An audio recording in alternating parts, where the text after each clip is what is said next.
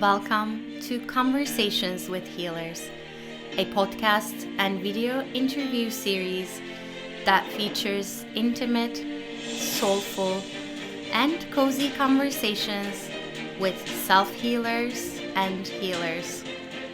Healer to healer, we dive into all aspects of self-healing and healing and being and becoming a healer. I am Damla. I am a healer and the host of this podcast, and I can't wait for you to listen to this conversation.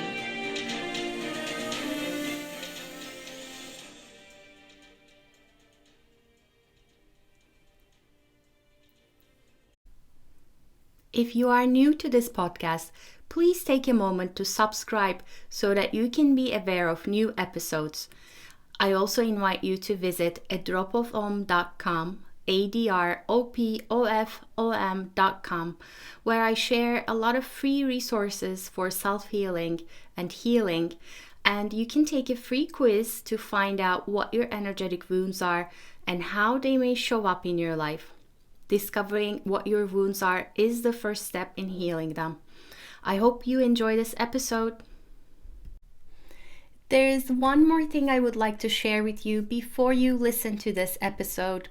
I created a wonderful container to help you process the collective trauma of the pandemic and begin to heal your energetic wounds. It is an energy healing membership called Chakra Bliss Vault. Every month, you will receive 3 new crystal healing sessions, plus you'll immediately have access to my entire energy healing recording library when you sign up. The membership is really affordable and will continue to be so. You can find out more about it at adropofom.com, adropofom.com.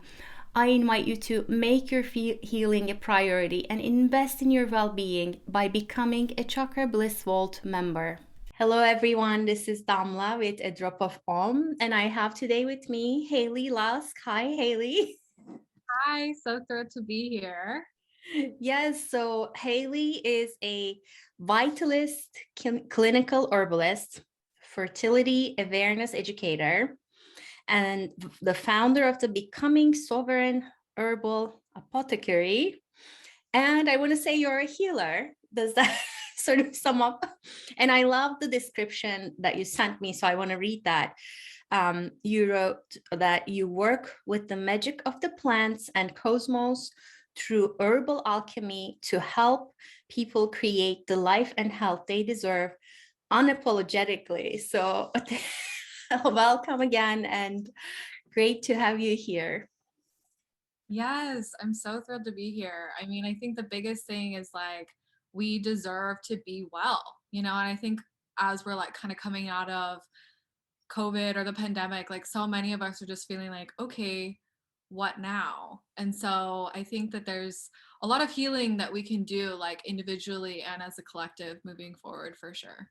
Yes. And I want to dive into that. And I want to dive into this, the magic of the plants and cosmos that you're talking about. But give us a little background of, in big brush strokes, what led you to what you're doing right now? What's your story? Yeah, so for me, I have been working at healing myself for many years. Originally, what happened is I was really struggling with my fertility. I was on birth control. I wasn't doing well. I was having chronic pain and migraines, as you might know, are really debilitating. And so it just felt like, I couldn't go do the things I enjoyed. And then there was a particular time that I couldn't walk. I was just stuck in bed for days and I didn't have the energy to do anything. And so I think through that experience, I really had to look at my life and really make the changes that I needed to make for my health and my well-being. And I mean, long story short, I think the biggest piece is boundaries in your life, especially if you're a highly sensitive person. I think for me, that just manifested in a lot of pain and a lot of health issues, and really going at my own pace and going with my own energy has really totally transformed my life. So that's definitely my story. And I think that a big part of why I struggled so much with chronic pain was just like the trauma that my family went through, my own trauma. And I think that so much of that is so personal, but it's also like something that we are collectively trying to heal right now. And I think that really my story is more of like, hey, we can heal. Like, you can heal yourself. Like, you can have more vitality and feel better. And I mean, I'm still on this journey. I'm not like 100% healed or whatever, but I think that we can feel better, you know? Yeah. As you're talking, you mentioned being in bed and staying in bed for a while. And what came to my mind is almost like um, you being planted there to have these growing pains to transform into something else, but being planted, like not moving, so that you can move, something like that. Which brings me to, how did you end up diving into plant healing and plant herbal alchemy? Yeah. So for me, I really didn't like what I was getting with Western medicine. I live in the so-called US. And so like when you go to the doctor's office, like we don't have like a healthcare system here. Like it's not exactly something that people believe you, you know, when you're like, oh, this is the chronic pain I'm having. I wasn't really like believed about it. And I was just kind of brushed aside and told like, oh, just get on birth control, which of course like did nothing and didn't help me. And I know so many people where that same thing has happened. And so for me, it was really about looking at my life, looking at the health of the people that I was surrounded in my life, realizing that my family also has like chronic health issues, and really looking at like, okay, well, how can I find more natural remedies? Where can I look for that? And also looking into like my own lineage and my own ancestors for information about that. And one thing led to another, and I just really ended up being like, okay, I'm going to heal myself. I'm going to keep my community well. I'm going to help other people keep them well. And I think I'm just really passionate about connecting people back to the earth and really having the reverence and humility that is required to really, you know, go foraging, and really believing that you're worthy of it. You know, I think we're all worthy of a connection, whether you're indigenous or not. I think we all need to connect back to the land and really honor what we have left. So what is herbal alchemy then? How does it tie into all of this? Yeah, so herbal alchemy, I think is really, it's just, I think the process of like, we're always, you know, dying and transforming energy and doing these things, whether or not like you are listening to this podcast and you're like, I've never met a healer, I've never even like gotten a massage, or I've never gotten an energy healing session, I've never done that. Like, what the heck is energy healing, you know? And I think that it's like everything's made of energy. The plants are made of energy, the rocks are made of energy, the stars are made of energy. Like, we're all energy. And so when you are an energy healer, like, you know that, and you incorporate that into every aspect of your life. And I think that just in general, connecting to the earth reminds us that we are energy. And I think it's just through like a natural process, and that by connecting, we can create this like transformation through herbs and through plants, just like our relationship and our connection to it. Because I think that when we do connect, we really connect with like our true selves and our true energy and our higher energy that is really wanting to come forward. Um, what you're saying resonates with me on a couple different layers, because I work with crystals, and one of the things I tell people is we don't use them, similar to we don't use plants, but we co-create with them, with crystals. We partner with them. And in the same sense that they're energetic structures and we're energetic structures, there's a conversation to be had there. And not only that, we're talking about plants, we're talking about minerals, and there's a sort of a kinship, a relationship there. Like, we are made up of of them, of crystals and minerals and all the herbs and plants and animals we have consumed. So there is definitely, like you mentioned, that and life cycle, as well as a reciprocal energetic cycle going on, that is fascinating. Which brings me to when I talk about crystals, when I teach about crystals, I also talk about like, what are they here to teach us? And I know this can differ, perhaps plant to plant in that plant kingdom, but what do you feel is the main message, the main sort of energy medicine that the plants are here to give us or to show us?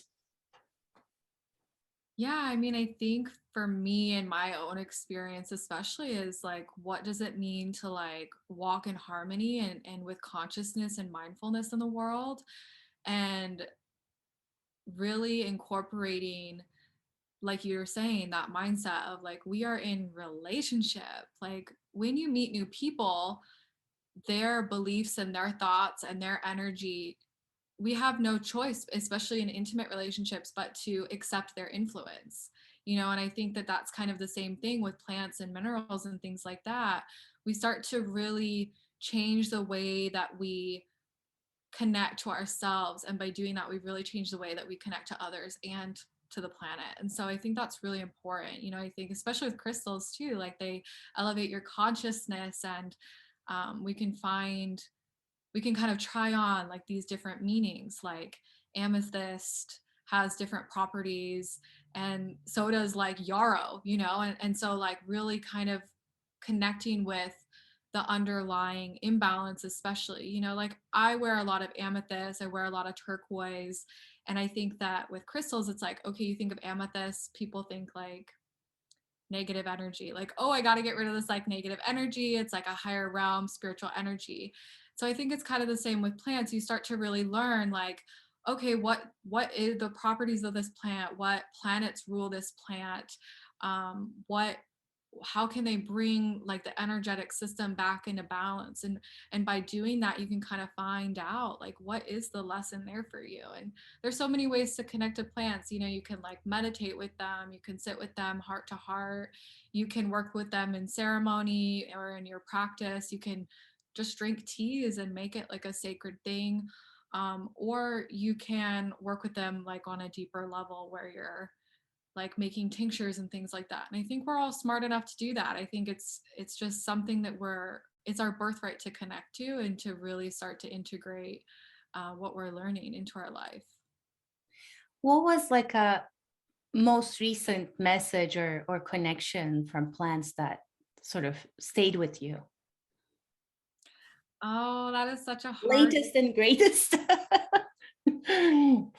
So the main way that I actually tend to work with them is they come to me in my dreams. So I end up having dreams for myself or messages for myself or for other people. And often, like, even just talking with you, I have like plants being like, oh, mention me, oh, mention me. And it's like, okay, who's it for though? So like the intention has to be there.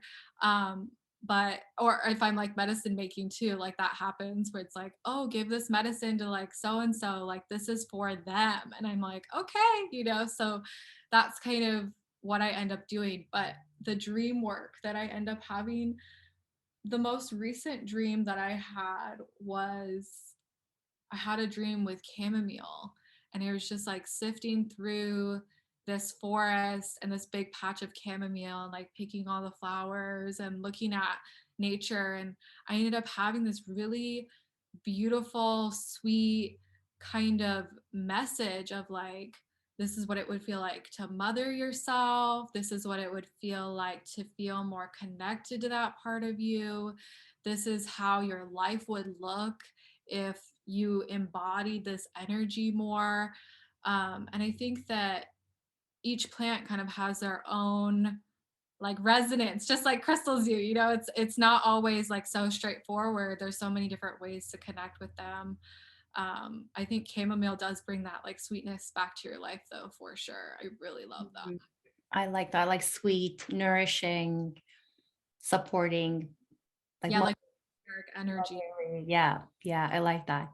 Which brings me to I love the language in your website because it's very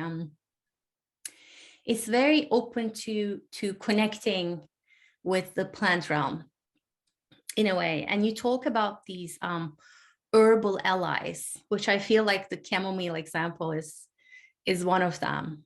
How do we become allies with herbs and the plants? Yeah, the plant kingdom. I love how you put that too. That's so great. Um, for me, I mean, I grew up in the Rocky Mountains, and I'm from Okmulgee, Oklahoma, and that's really where a lot of my ancestors grew up. I have family that still lives there. But when I lived in Colorado, I just felt so drawn to creeks and to the water. And I remember like when I was a kid, you know, you just go in nature and you're like, have a big imagination and you're just playing and climbing all over everything and building little things. And I think what I did, I would just like build fairy houses and connect with plants. And I think that it's just at the end of the day, like anybody can do it. You know, it's like at the end of the day, like we all can connect to that part of us that is spiritual and rooted. And I think really connecting to that inner child is a huge piece of it too. You know, I think kind of looking at like, okay, like how do I kind of play with this? How do I connect on a less serious note to this thing, you know, because crystals too are so fun and plants are really fun, and, you know, making a tea with them and just seeing how you feel after. I think it's so much more simpler than like, okay, I have to go dream with them and waiting like days and days and days to see if you ever have a dream. You know, I think it's just something that we can incorporate on like the most basic, simple level and start to really see like how our energy is shifting and how we're feeling, and how that connection is bringing more vitality to our life. Mhm. Mhm. I like that. It's also you're highlighting something which is like my connection doesn't have to look like yours and anybody else's. We can try a few things like the dream connection, or you can do the tea, or you can do a tincture and then see which one speaks to you most. And similar with crystals, there are a million and one and then some ways to connect with them. So finding your own way of um, literally creating a conversation where you're, in my experience, so with crystals, as well as with anything else, which I'm learning with you too, is when you're entering into that conversation, though, being open to the answers coming, not just through words, but maybe through your sight. Maybe you begin to just see things more beautifully, maybe through your sensations, maybe through your smell. So opening up your perception a little bit so you're ready to receive the things that are coming.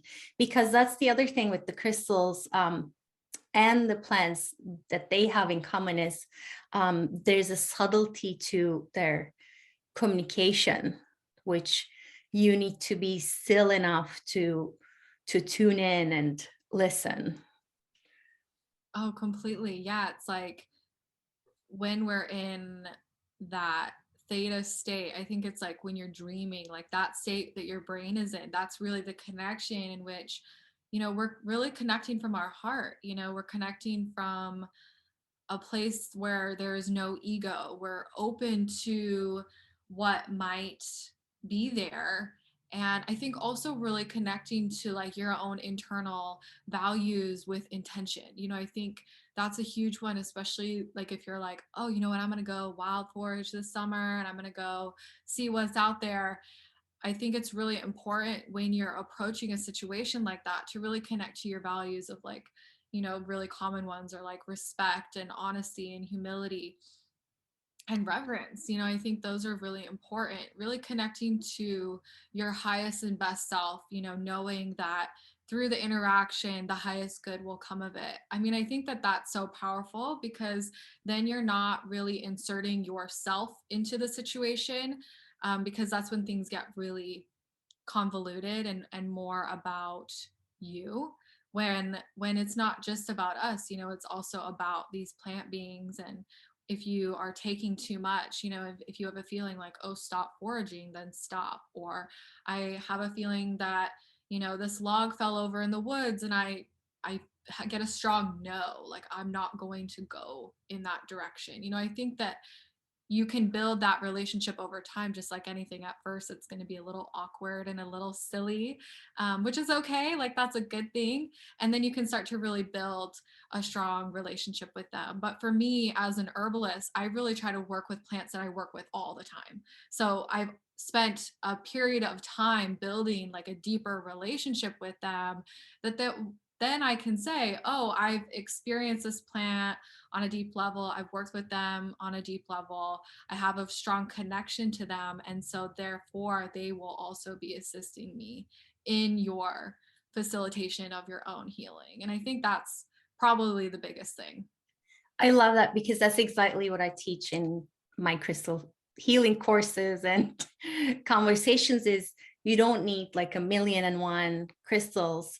Just pick one or two and then develop a connection with them, and then see where that takes you, which then comes back to whether you get the crystals or the plants from a store too. You can still, like when you're out on nature, when you're in a store too, you can ask for permission. You can also look for that connection that we're talking about, if it feels right versus there's something there that is, that feels resistant to you or not right to you or for you in that moment. Listening to those, and if it feels like it's too much, there are lots of tools to connect you to your intuition. There's muscle testing, there's pendulums, and there are other things you can use. But I want to ask you, let's say there's a complete beginner here listening. What herbs would you recommend people to start with? And are there any things other than that respect and reverence and finding that connection? Are there any things you recommend for people to do as a beginner and not to do? Yeah, so I think that the safest herbs are nutritive herbs. Like those are universally, you can take however much of them. Like there's no, like this is going to harm you or cause you to have like side effects. Because even herbs do have side effects. Like if you use them improperly, then they are going to send you out of balance. So that's why like it's really important to work with somebody who's been working with plants for a while or has that experience.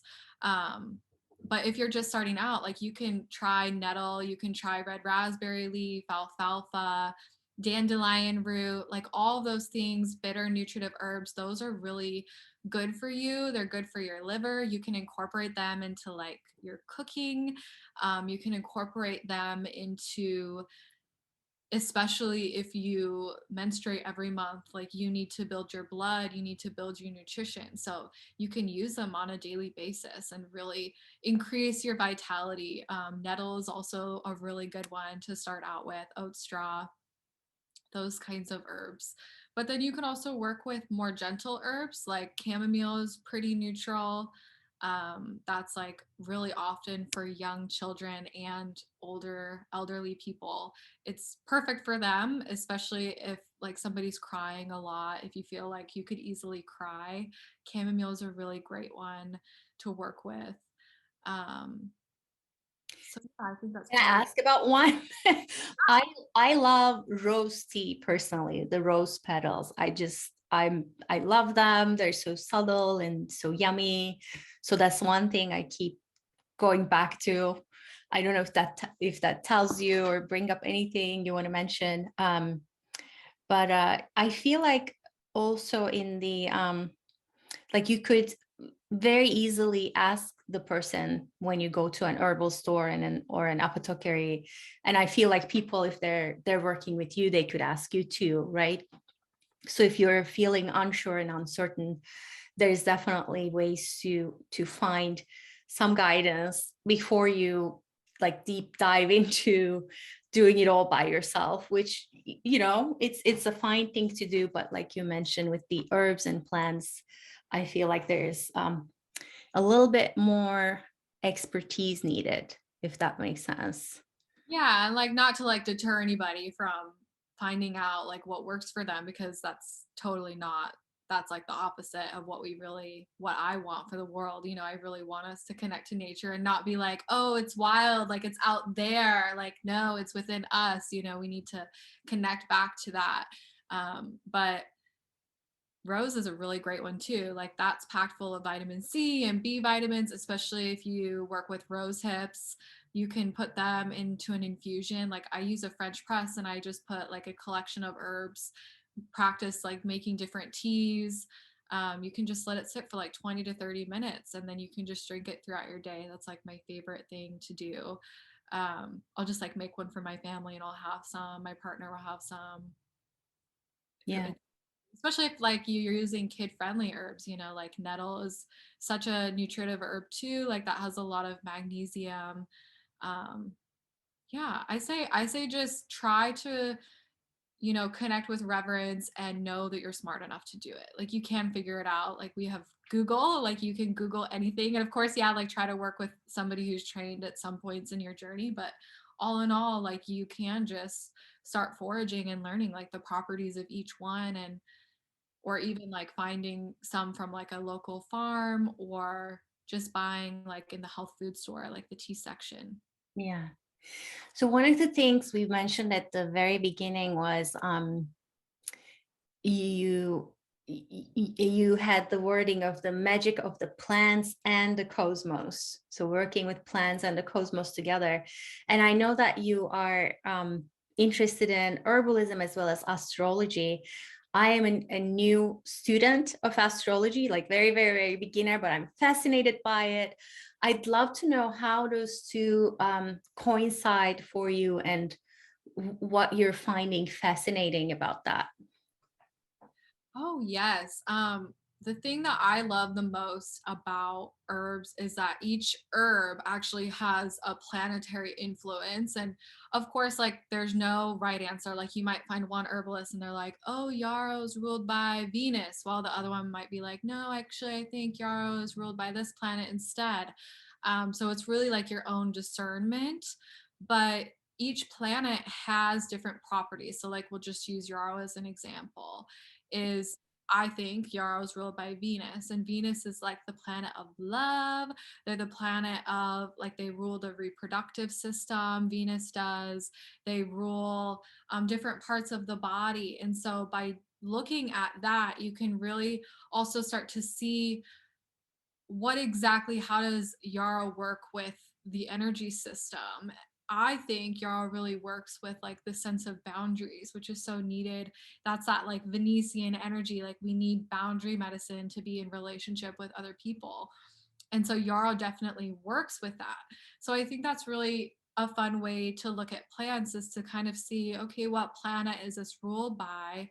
Kind of looking at like what pattern of imbalances you have in your life, especially your rising sign, influences your health immensely. It's kind of like your health blueprint. Looking at your rising sign is kind of the energetic pattern in which you use your energy throughout the day. So somebody ruled with a rising sign of Aries, you would imagine would like burn out, like have a tendency to just go and go and go, to be like hot, inflammatory conditions, things like that, headaches, because Aries rules the head. So you can kind of start to see like, okay, oh, okay, I get out of balance this way because my rising sign. So I need to focus on, you know, cooling herbs to bring down that inflammation, grounding herbs, because Aries is using up all the nutrients, burning all that energy, and then incorporating kind of what herb would bring that into balance. And usually the rising sign that you're ruled by, so Aries is ruled by Mars, you would want a herb ruled by Venus, because Mars and Venus are opposites. So it's kind of a game of not being too far one way or the other. You want to be kind of like in the middle. Some people, especially during the winter, is another example. Run really cold and like damp, like a wet rag left out in the cold freezing weather. You can imagine things would stop working at their optimum level. Like digestion wouldn't be great, you'd be really tired because you're like frozen out in the cold. So you're going to need things that like warm you up, um, might maybe even dry you out. But if you get too dry, then you run the risk of like all those heat pathologies where you're like just dry and your joints are dry and everything hurts.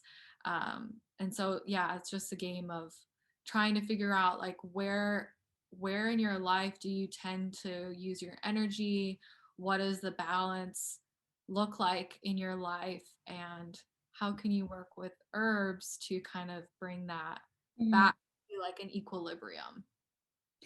What I'm hearing you say is, first of all, it reminds me of Ayurveda a little bit, the balance of all the elements, water, air, fire. And then what I'm also hearing you say is sort of taking the blueprint of astrology as sort of a guide map and coinciding with herbs and saying, okay, like this is the constitution you have, your birth chart. And then from this information, let's figure out what might give you a little bit more relief, a little bit more balance at certain times of the year or at certain times of your life, that kind of thing. Which brings me to, I'd love to know, I know that you work with people one-on-one in creating these plant medicine bundles for them. Can you tell us about your process and what is involved in that work? Yeah, thank you. It's something that I'm really passionate about. I love working one on one with people. I end up having like really great connections with my clients and going through similar things that they've gone through, like with fertility, with gut issues, with autoimmunity. I've been through all of that. And kind of working with getting out of that like mentality of like, I've been diagnosed, this is for life, and kind of stepping outside of, you know, what the system has given us. Not everybody has the same privileges. We don't all have the same privilege of being able to like go to the hospital and get optimal care, right? And so I think that's really where like coming back to like, okay, I can heal myself. I'm going to connect with the plant medicines and I'm going to get outside of, you know, this PCOS or this endometriosis that I've been struggling with every month and I don't feel like I'm getting help with. So that's really, those are the people that I love to serve because I feel like plants are really helpful for bringing, especially like the reproductive system back into balance, the endocrine system, the whole body. It works on a gentle, subtle level. And so what I do in my sessions is I normally talk about like what the symptoms people are having, what's going on for them, how long it's been going on, talking about their life, like what's your lifestyle, what who are you surrounded by, what are your relationships like, do you have a work life balance, are you like hustling all the time, do you work late nights, do you travel, all of those things are really hard on your nervous system. So you can really look at all these different kind of holistic aspects of your life and incorporate them into what plants might assist you and also what you can get rid of in your life. Like we're exposed to so many toxins a day and that really interrupts everything. So kind of look at those things too. And then what I usually do is I walk them through a drum healing session and we just kind of go connect with the plants. We go dream with the plants and really kind of connect to what our life would look like if we lived without this thing in our life that is really not serving us and not really serving the highest level of vitality. And it's interesting the things that come up. I feel like that's the greatest space for breakthroughs because it's kind of the space of like being really honest with yourself and being unapologetic about what is standing in your way, and sometimes it is like a relationship or it's a wound that has been carried with us for your whole life. And sometimes it's just simply like you work too much and you need to take more breaks and honor your boundaries, things like that. But that's normally what I do. And then it's just a really beautiful experience, because then after that, normally people message me and they're like, oh, I ended up like having a dream with this plant and having a really great connection, or this plant really helped me through this process. And I didn't really believe that it was going to work, but then it totally worked for me. And I think that belief in yourself and in your process of healing, I think that's the biggest thing. I just want to empower people to just be unapologetic about getting care and getting help with your healing. I love that. I think there's a lot of gentleness that needs to happen when you're working with something that's physical and that's not answered easily by modern medicine, and you're left to solve the puzzle by yourself piece by piece. And that takes a lot of patience and a lot of looking at what's flowing, what's not flowing, like you mentioned, what's underneath this, what's mine, what's not mine. As you were saying at the beginning, like what's from my ancestors, what belongs to me, what doesn't belong to me. So that's very much along the line of what I do in my healing work as well. But it's like I'm fascinated by what you're doing, because like I don't think I do have dream intentions, but I haven't asked to partner or learn from a plant yet in my dreams. So I'm excited to try that after talking with you. And I'd love to know, for someone who is either like on the precipice of stepping into a new healing tool or trying something new, or maybe they're in the middle of it and they haven't quite gotten to the other side yet with this new healing tool, what would you say to this person, whether they're working with crystals or herbs or something else? They're like at the beginning or in the middle of the tunnel, but they haven't quite gotten to the other side yet. What would you say to them? I think I would say to have courage. I think it takes a lot of courage to approach these different aspects of our healing, and I really believe the plants are our ancestors. I believe they are here to help guide us on our path, and that it's really our birthright to heal and to feel vitality and to be joyful and to feel better. So I think that's the biggest thing, is to just really believe in the plants, believe in yourself, and just trust in the process for sure. Yeah. Where can people find more about you and your creations, Haley? So you can find me, I mostly love Instagram. So you can find me on Instagram at the herbalist. And then the other place that I really hang out on is my own website, haleylusk.com. You can find my Herbal Apothecary on there. I'm working also on doing like different teachings and classes through a membership. So if you want to learn more about herbs and how to really kind of dive into your own astrology and how to use this information wisely, then definitely check that out. Yeah. Well, thank you so much. I also want to mention, I believe there's a quiz there which says, or it shows you what plant spirit is guiding you. And you have some mantras there. You have a few suggestions about how to begin to form an allyship with that particular herb, which I enjoyed taking today. So I want people to know about that too. So if they go to haleylusk.com, I'll include the link as well. So you can go ahead and take that quiz, find out a little bit more about your plant, and go from there. So I want to thank you, Haley, for being so open and telling and teaching me and everyone so much about your process and about the plants. I really enjoyed this. Thank you so much. Yes, thank you so much. It's been such an honor. Thank you so much for tuning in and listening to Conversations with Healers. If this episode spoke to you in any way, please leave a review or comment, like or love it, and share it with others in your life.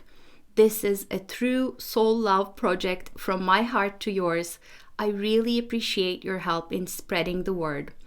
If you haven't already, don't forget to subscribe and check out other episodes to listen to some extraordinary healing stories and advice. Have a beautiful and wonderful day.